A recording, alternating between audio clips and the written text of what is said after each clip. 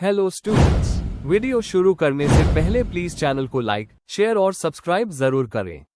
एक important information, अगर आपको इस वीडियो के नोट्स चाहिए तो डिस्क्रिप्शन बॉक्स में दिया गया डाउनलोड लिंक चेक करें। Thank you. चलिए शुरू करते हैं। इस वीडियो में हम पढ़ेंगे BSOC 112 sociological research methods 1K previous year question और most important questions with answers. ये क्वेश्चंस आपके एग्जाम के लिए बहुत इंपॉर्टेंट है। अगर आपने ये अच्छे से कर लिए तो एग्जाम निकलना पक्का है। Let's begin. Question 1, discuss Durkheim's view on sociological research. Question explanation. इस क्वेश्चन में हमें एमील डर्कहाइम के सोशियोलॉजिकल रिसर्च के नजरिए को समझना है। मतलब हमें बताना है कि उन्होंने सोशियोलॉजी को एक साइंटिफिक सब्जेक्ट क्यों कहा, सोशल फैक्ट्स का कॉन्सेप्ट क्या था, ऑब्जेक्टिविटी और एम्पिरिकल रिसर्च का क्या रोल था। साथ ही हमें उनके काम जैसे सुसाइड और डिवीजन ऑफ लेबर के एग्जाम्पल से एक्सप्लेन करना है। आंसर। इंट्रोडक्शन। एमील डर्कहाइम सोशियोलॉजी के फाउंडिंग फादर्स में से एक थे, जिन्होंने इस सब्जेक्ट को एक साइंटिफिक डिसिप्लिन बनाने में सबसे बड़ा योगदान दिया। उन्होंने कहा कि सोशियोलॉजी को फिलॉसफी या साइकोलॉजी से अलग होना चाहिए और इसका फोकस होना चाहिए सोशल फैक्ट्स पे। उनका मानना था कि समझ अपनी एक इंडिपेंडेंट रियलिटी रखता है जो इंडिविजुअल्स को इन्फ्लुएंस करती है। इस आंसर में हम डर्कहाइम के आइडियाज पर बात करेंगे, जैसे सोशल फैक्ट्स, ऑब्जेक्टिविटी, उनकी रिसर्च मेथोडोलॉजी और empirical studies. Main body. 1. Sociology as a science and social facts. Durkheim कहता था कि सोशियोलॉजी को नेचुरल साइंसेस की तरह सिस्टमैटिकली और साइंटिफिकली स्टडी करना चाहिए। उन्होंने सोशल फैक्ट्स का कॉन्सेप्ट दिया, जैसे नॉर्म्स, लॉज, कस्टम्स और इंस्टीट्यूशंस जो इंडिविजुअल के बाहर होते हैं लेकिन उन पे कंट्रोल रखते हैं। एग्जाम्पल, भाषा, धर्म या कानून किसी एक इंसान ने नहीं बनाए बल्कि समझ ने मिलकर बनाए हैं और ये हर इंडिविजुअल के बिहेवियर को शेप करते हैं। डर्कहाइम कहता था कि सोशल फैक्ट्स को थिंग्स की तरह ट्रीट करना चाहिए, मतलब ऑब्जेक्टिवली और ऑब्जर्वेबल तरीके से स्टडी करना चाहिए। 2. Methodological rules and objectivity. अपनी किताब the rules of sociological method में डर्कहाइम ने रिसर्च के लिए क्लियर गाइडलाइंस दिए। उन्होंने कहा कि सोशियोलॉजिस्ट को अपने पर्सनल बायसेस और प्रीकंसीव्ड नोशंस को साइड रखना चाहिए। ऑब्जेक्टिविटी उनके लिए बहुत जरूरी थी ताकि सोशियोलॉजी एक ट्रू साइंस बन सके। एग्जाम्पल, अगर क्राइम स्टडी करना है तो उस सिर्फ मोरल प्रॉब्लम की तरह नहीं देखना चाहिए बल्कि एक सोशल फैक्ट के रूप में साइंटिफिक एनालिसिस करना चाहिए। 3. Use of empirical studies, case of suicide. Durkheim ने अपनी मेथोडोलॉजी को प्रूव करने के लिए एम्पिरिकल रिसर्च का यूज किया। सबसे फेमस स्टडी थी सुसाइड 1897।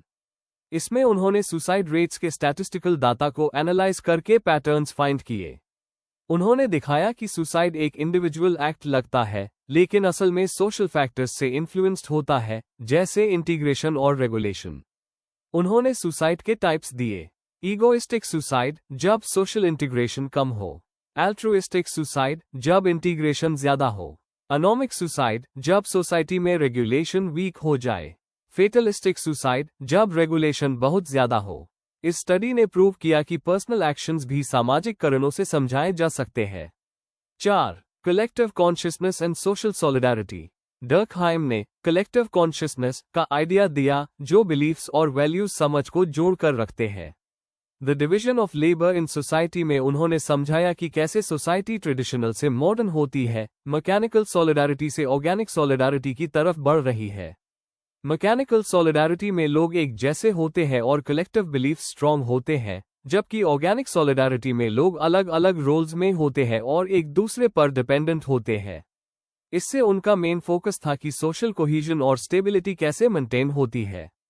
कंक्लूजन। अंत में डर्कहाइम का सोशियोलॉजिकल रिसर्च पर नजरिया ये था कि सोशियोलॉजी को साइंस की तरह स्टडी करना चाहिए, जिसमें सोशल फैक्ट्स और ऑब्जेक्टिविटी सबसे इंपॉर्टेंट है।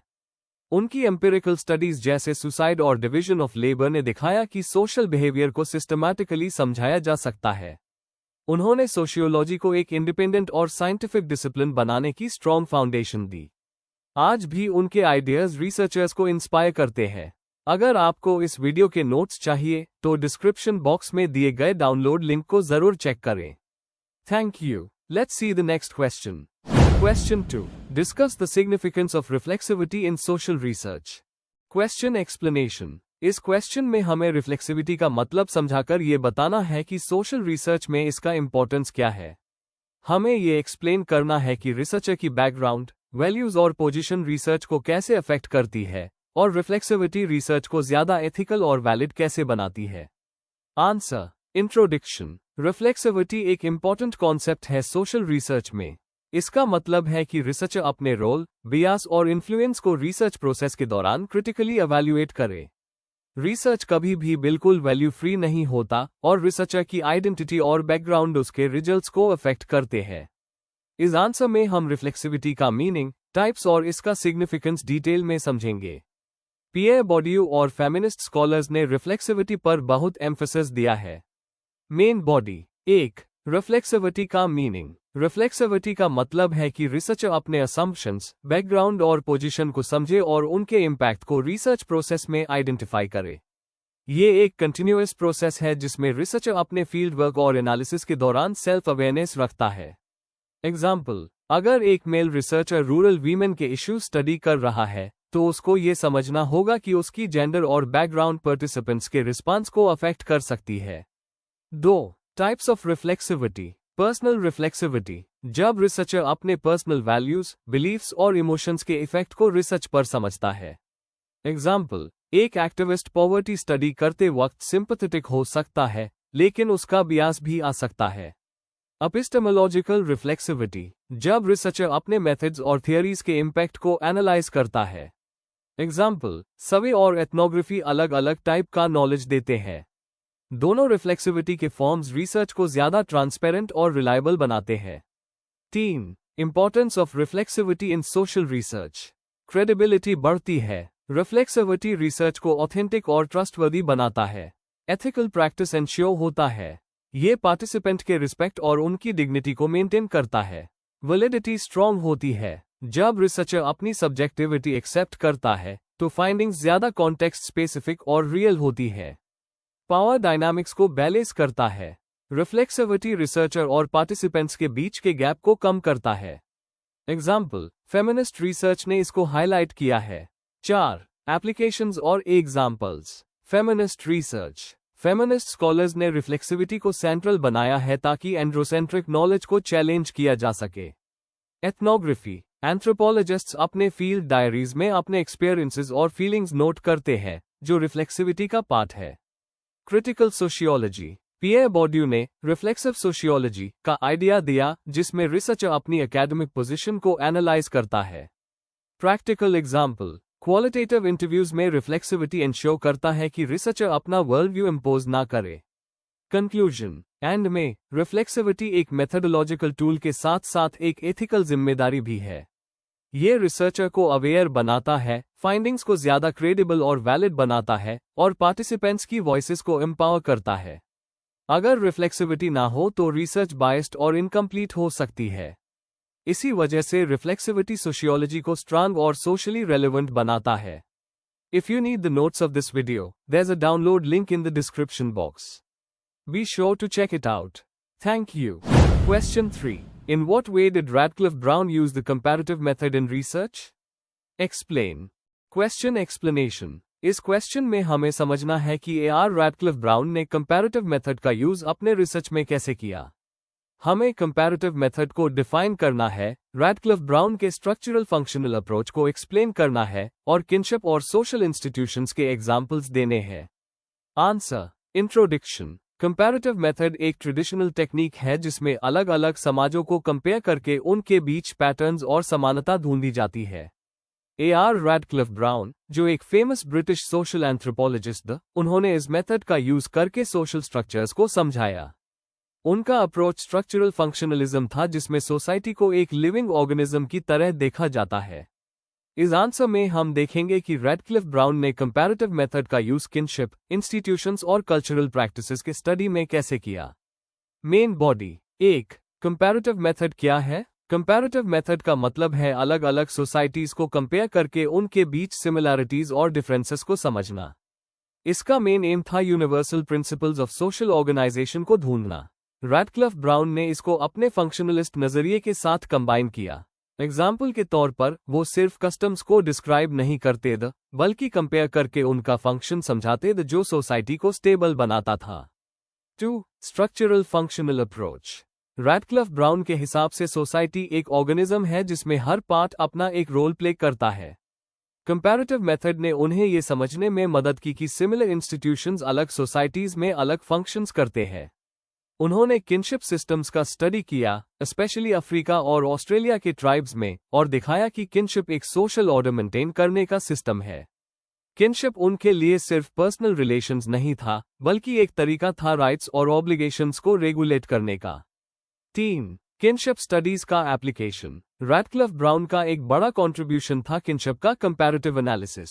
उन्होंने बताया कि किनशिप सिस्टम्स एक स्ट्रक्चर्ड पैटर्न फॉलो करते हैं जो कोऑपरेशन और हार्मनी को मेंटेन करता है। एग्जाम्पल के तौर पर जोकिंग रिलेशनशिप्स और अवॉइडेंस रिलेशनशिप्स का यूज उन्होंने एक्सप्लेन किया, जिसमें अलग सोसाइटीज में फैमिली टेंशन्स को मैनेज करने के लिए ह्यूमर या अवॉइडेंस यूज होता है। ये सब दिखाता है कि कस्टम्स का एक सोशल फंक्शन होता है जो सोसाइटी को बैलेंस करता है। 4. सोशल इंस्टीट्यूशंस में एप्लीकेशन। किनशिप के अलावा उन्होंने लॉ, पॉलिटिक्स और रिलीजन को भी कंपैरेटिव मेथड से स्टडी किया। उनका कहना था कि रिचुअल्स और सेरेमनीज इर्रेशनल नहीं होते, बल्कि सोसाइटी के लिए एसेंशियल फंक्शंस परफॉर्म करते हैं। डिफरेंट सोसाइटीज में इंस्टीट्यूशंस का फॉर्म अलग हो सकता है, लेकिन उनका बेसिक फंक्शन सेम होता है, ऑर्डर और स्टेबिलिटी मेंटेन करना। एग्जाम्पल, अफ्रीकन ट्राइबल लॉ और मॉडर्न लीगल सिस्टम दोनों अलग है, पर दोनों का काम है कॉन्फ्लिक्ट रिजॉल्व करना और पीस मेंटेन करना। 5. क्रिटिसिज्म और लिमिटेशंस। क्रिटिक्स ने कहा कि रैडक्लिफ ब्राउन ने ज्यादा फोकस किया स्टेबिलिटी पे और सोशल चेंज को इग्नोर किया। कंपैरेटिव मेथड कभी कभी ओवर जनरलाइजेशंस तक पहुंच जाता था जो कल्चरल यूनिकनेस को इग्नोर करता था। लेकिन फिर भी उनका कंट्रीब्यूशन बहुत इंपॉर्टेंट था क्योंकि उन्होंने एंथ्रोपोलॉजी को एक साइंटिफिक स्टडी बनाने की डायरेक्शन दी। कंक्लूजन में कह सकते हैं कि रैडक्लिफ ब्राउन ने कंपैरेटिव मेथड को अपने रिसर्च का मेन टूल बनाया। किनशिप, रिचुअल्स और इंस्टीट्यूशंस के कंपैरिजन के थ्रू उन्होंने स्ट्रक्चरल फंक्शनल अप्रोच को डेवलप किया जो सोशियोलॉजी और एंथ्रोपोलॉजी में एक स्ट्रॉन्ग फाउंडेशन बन गया। हाँ, इसमें कुछ लिमिटेशंस थी, लेकिन उनका काम सोशल साइंसेस के लिए लैंडमार्क माना जाता है। If you need the notes of this video, there's a download link in the description box. Be sure to check it out. Thank you. Question 4. What is ethnomethodology? Discuss. Question explanation. इस question में हमें एथनोमेथोडोलॉजी का meaning समझना है, उसका scope बताना है और डिस्कस करना है कि ये सोसाइटी को समझने में कैसे हेल्प करती है। हमें हैरोल्ड गारफिंकल के रोल को हाईलाइट करना है और एग्जाम्पल्स देने हैं जिससे कॉन्सेप्ट क्लियर हो। आंसर। इंट्रोडक्शन। एथनोमेथोडोलॉजी एक सोशियोलॉजिकल अप्रोच है जो हैरोल्ड गारफिंकल ने 1960 में डेवलप की थी। एथनो का मतलब होता है लोग और मेथोडोलॉजी का मतलब होता है मेथड्स, यानी लोग अपनी डेली लाइफ में सोसाइटी को समझने के लिए जो मेथड्स यूज करते हैं। यह अप्रोच माइक्रो लेवल इंटरैक्शंस पे फोकस करती है और बताती है कि लोग कैसे अपने एक्शंस से सोशल ऑर्डर क्रिएट और मेंटेन करते हैं। इस आंसर में हम इसके मीनिंग, प्रिंसिपल्स, मेथड्स और इंपॉर्टेंस को डिटेल में पढ़ेंगे। Main body. 1. Meaning and origins of ethnomethodology. Ethnomethodology का कॉन्सेप्ट गारफिंकल ने अपनी बुक स्टडीज इन एथनोमेथोडोलॉजी 1967 में इंट्रोड्यूस किया। इसका में फोकस है कि ऑर्डिनरी लोग अपनी डेली एक्टिविटीज के थ्रू सोसाइटी को कैसे समझाते और चलते हैं। यह ट्रेडिशनल सोशियोलॉजी से अलग है क्योंकि ये इंस्टीट्यूशंस के बजाय छोटी छोटी इंटरैक्शंस पे ध्यान देता है। एग्जाम्पल, एक नॉर्मल कॉन्वर्सेशन में लोग टर्न टेकिंग, रिस्पेक्ट और कॉन्टेक्स्ट के रूल्स को फॉलो करते हैं बिना कॉन्शियसली सोचे। 2. की प्रिंसिपल्स ऑफ एथनोमेथोडोलॉजी। इंडेक्सिकलिटी। हर बात का मीनिंग कॉन्टेक्स्ट पे डिपेंड करता है। जैसे फाइन वर्ड अलग अलग सिचुएशन में अलग मतलब देता है। रिफ्लेक्सिविटी। लोग अपने एक्शंस को हर वक्त इंटरप्रेट और एडजस्ट करते हैं इंटरेक्शन के टाइम। अकाउंटेबिलिटी। लोग अपने एक्शंस ऐसे करते हैं कि दूसरे उन्हें समझ सके और जज कर सके। मतलब सोसाइटी एक फिक्स्ड चीज नहीं है, बल्कि हर रोज इंटरैक्शन से बनती रहती है। 3. Methods and practices used in ethnomethodology. Breaching experiments. Garfinkel ने अपने स्टूडेंट्स को बोला कि नॉर्मल सोशल रूल्स तोड़ कर देखो, जैसे अपने घर में गेस्ट की तरह बिहेव करना। लोगों का रिएक्शन दिखाता है कि नॉर्म्स कितने स्ट्रांग होते हैं। कॉन्वर्सेशन एनालिसिस, रोज के बातों को डिटेल में स्टडी करना, कैसे पॉज लेते हैं, इंटरप्ट करते हैं या गलती सुधरते हैं। Observation of daily life, schools, offices या घर में लोग कैसे बिना लिखे रूल्स के ऑर्डर मेंटेन करते हैं, उसका स्टडी करना। इन मेथड्स से वो छुपी हुई रूल्स सामने आती हैं जो लोग यूजुअली नोटिस नहीं करते। 4. Significance and criticism of ethnomethodology. Significance, sociology का फोकस बड़े इंस्टीट्यूशन से निकलकर डेली प्रैक्टिसेस पे शिफ्ट किया। बताया कि सोशल रियलिटी लोग खुद अपने एक्शन से बनाते हैं। कॉन्वर्सेशन एनालिसिस और माइक्रो सोशियोलॉजी जैसे नए फील्ड्स डेवलप हुए। क्वालिटेटिव रिसर्च को भी एनरिच किया। क्रिटिसिज्म, क्रिटिक्स कहते हैं कि ये बड़े इश्यूज जैसे पावर, क्लास और इनइक्वालिटी को इग्नोर करती है। कुछ लोगों का कहना है कि ये सिर्फ डिस्क्राइब करती है, सॉल्यूशंस नहीं देती। फिर भी माइक्रो लेवल सोसाइटी को समझने के लिए ये एक स्ट्रॉन्ग टूल है। कंक्लूजन, तो कंक्लूजन में एथनोमेथोडोलॉजी एक अप्रोच है जो बताती है कि लोग अपने डेली मेथड से सोसाइटी को कैसे समझाते और ऑर्डर बनाते हैं। हैरोल्ड गार्फिंकल ने इससे डेवलप करके सोशियोलॉजी को एक नया पर्सपेक्टिव दिया। इंडेक्सिकलिटी और ब्रीचिंग एक्सपेरिमेंट्स जैसे कॉन्सेप्ट से ये प्रूव करता है कि सोसाइटी एक कंटिन्यूअस प्रोसेस है।